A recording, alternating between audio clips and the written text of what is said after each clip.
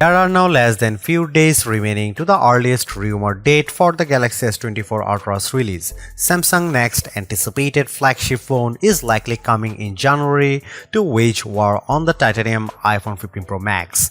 Aside from the potentially earlier announcement and release date, we seem to already know a lot about the upcoming device thanks to the wide barrage of leaks and rumors flying around. One thing is for sure, the Galaxy S24 Ultra will be a major step in the Galaxy S series evolution going forward.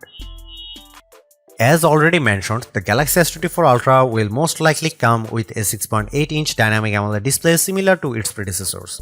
What's more, the Galaxy S23 Ultra and Galaxy S22 Ultra used the same general display panel, so we kind of expect an upgrade with the Galaxy S24 Ultra. Recent rumors suggest that Samsung might utilize a next-gen M13 OLED display panel, a thinner and more efficient panel in comparison with the M12 chip that is used on the Galaxy S23 series, the Galaxy Z Fold 5 or Z Flip 5, as well as the upcoming iPhone 15 series. Most importantly, this panel would allow the Galaxy S24 Ultra to boost the record 2500 nit peak brightness.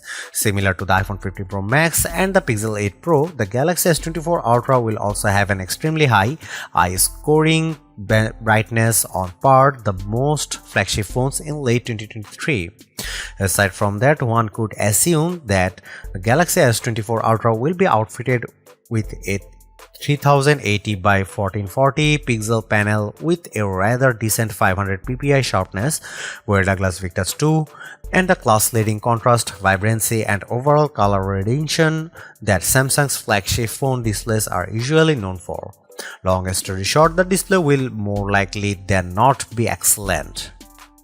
One recent rumor calls for a display refresh rate upgrade. It seems that the Galaxy S24 Ultra might score an even smoother 144Hz display, unlike its predecessor's 120Hz one. While this might sound like a big improvement, you might not be able to detect a very big difference. While the difference in smoothness between 60Hz and 120Hz can be easily detected, this isn't necessarily true for the minor jump from 120 to 144Hz, as any gamer might tell us. Thus, you might have a hard time picking out which one's which. Although Samsung has phones with an under-display selfie camera, we don't expect to see that one on the Galaxy S24 Ultra, as the image quality simply isn't comparable to regular selfie cameras just yet.